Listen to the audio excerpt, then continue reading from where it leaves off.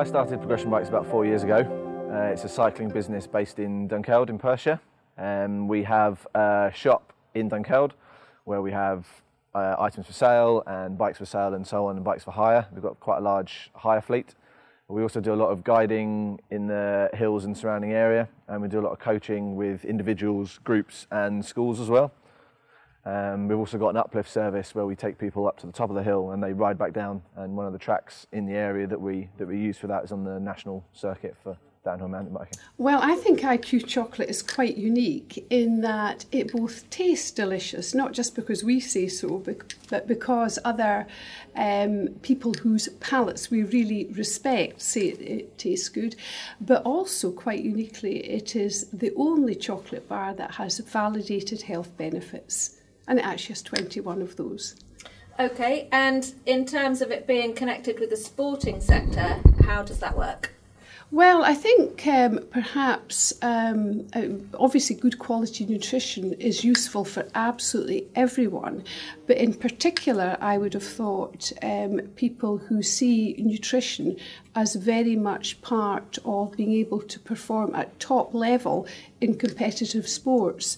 And it's been very interesting for us to have the opportunity to do a formal trial with Queen Margaret University and the Scottish Rugby Union, where we were able to see that our introductory chocolate bar did in fact have an impact on areas such as reaction time and recovery from stress. And even, I would imagine, a few seconds at top level could make quite a difference in terms of competitive sport.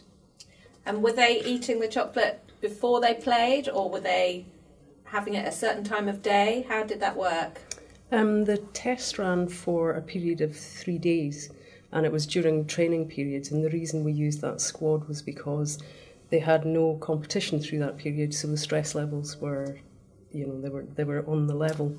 And it was just over a period of 3 days during intensive training sessions, so they used it as part of their diet over a period of 3 days. Did they then do a without using the chocolate as well? Were they had monitoring it for both? Three control groups. They had one, in fact they had four. They had a group eating IQ chocolate, a group eating a very well-known brand, a group eating another well-known brand but a value chocolate, and a control group that didn't have chocolate at all.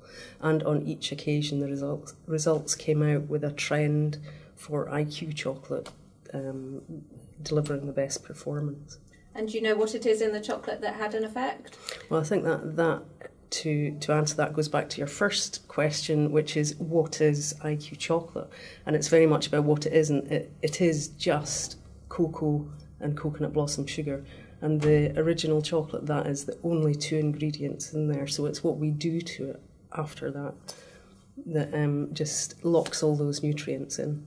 I design a range of women-specific mountain bike clothing. My background is design. I've worked in the industry for over 20 years, travelling around the world as a fashion knitwear designer.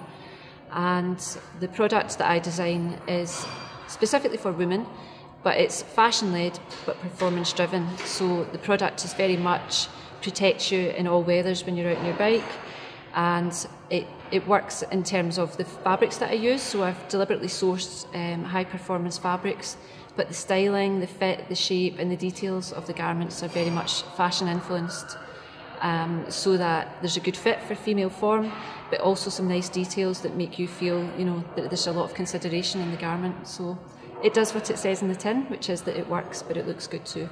Diary Dolls are pants. They're pants for girls who have heavy periods, pelvic floor or post-maternity problems. They have a secret waterproof panel in them that is breathable and very lightweight, so you can't see it or feel it. So basically, it's extra protection at the time of the month you need it most. And how are they relevant to the sports sector? I think for a lot of women, pelvic floor weakness comes when they are doing sports. They don't realise it's going to happen. They're perhaps at an age in their life where the children are starting to leave home or get a bit older, and they think, do you know what, I'm going to take up running, I'm going to look after myself, and I'm going to do all these kind of things that I promised myself when they were a bit more able to do their own thing that I will do for myself. And they take up running, they take up Zumba, golf, all these things. And that's when they realise that the pelvic floor ain't quite what it used to be. And that really knocks your confidence, you know. We laugh about it, we joke about it, but the reality is it affects a huge number of women and it's not very pleasant. So Golfin design and manufacture golf clubs for children. And we're focusing very much on young kids from the age of 3 up to 11-year-old. Okay, great. And in what way are the golf clubs different from adult golf? Okay, so the big challenge for young kids coming into the game of golf is being able to handle the equipment. So typically junior golf equipment is very similar to adult equipment, so it's basically too heavy for them. And what we're doing is asking young kids to play with similar golf clubs to golf professionals with small heads that are too heavy for them, very difficult for them to control the club. So our product is a solution to that particular challenge. We started off hoping that we could create a company that would sit between the niche outdoors retailers. They're quite expensive, quite pricey, and all that cheap gear that you can buy at the supermarkets. We're aimed at children. It's a niche we feel is wide open, and I think after 4 years in business, I think we've proved ourselves right. Okay, great. And can you tell us about some of the products, your key products? Being Scandinavian, we've got quite a good winter line with stumpy skis and steerable sledges. That's all quite funky. Again, well priced, again, good quality. But we do well in the summer as well. We do beach rugby balls, neoprene footballs, which are great outdoors, slip and slides, things that are selling very well and which we have fun developing. So Burnet, when it started, was a group fitness, outdoor group fitness business. So we run fitness sessions in the park for members of the public. We started off with an inquiry from a corporate membership who wanted to do something for their staff. We started off doing what was then called boot camps, and grew really wide. You know, boot camps have been really popular. We're now Scotland wide, so we're Scotland's largest outdoor fitness operator. And group fitness public sessions are still the main part of our business, although the corporate side, doing the corporate wellness stuff, has slowly but surely started to increase and now makes up about half of what we do just now. So Microfitness, it's a fitness company. We deliver 21 different fitness experiences, mostly to schools but also organisations as well across Scotland. So our main service is a mobile gym, but we pretty much do everything you can think of that's fitness related, and as I say, we have it in this mobile setup where we can take it almost anywhere. And is it just for children? It's not exclusive to children, no, that is our main market. We do focus our branding on being a company for children, specifically, you know, that is our main focus, but we have dealt with teenagers and adults as well for certain groups. So from 3 onwards is our main age range. You know, the 3 to 11 is our primary market, but we're certainly not exclusive to that. So you bring in the equipment, set it up in their premises? Yeah, that's it. The staff will fully coordinate everything from start to finish, so we'll take the stuff in, set it all up, and we can take, if it's in a school environment, we'll take a class at a time for 40 to 60 minutes and get the kids all working out and rotating around the equipment, and then at the end of the day they'll pack the stuff up and come back to base.